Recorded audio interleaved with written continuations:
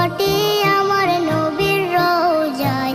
তোমরা যদি যাও গো মদিনায়, তোমরা যদি যাও গো মদিনায়। ইয়া রাসূলুল্লাহ ইয়া হাবিবাল্লাহ, ইয়া রাসূলুল্লাহ ইয়া হাবিবাল্লাহ।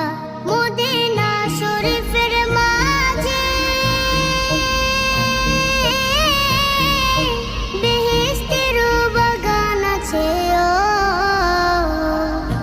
সেই বাগানে শুয়ে আছেন, সেই বাগানে শুয়ে আছেন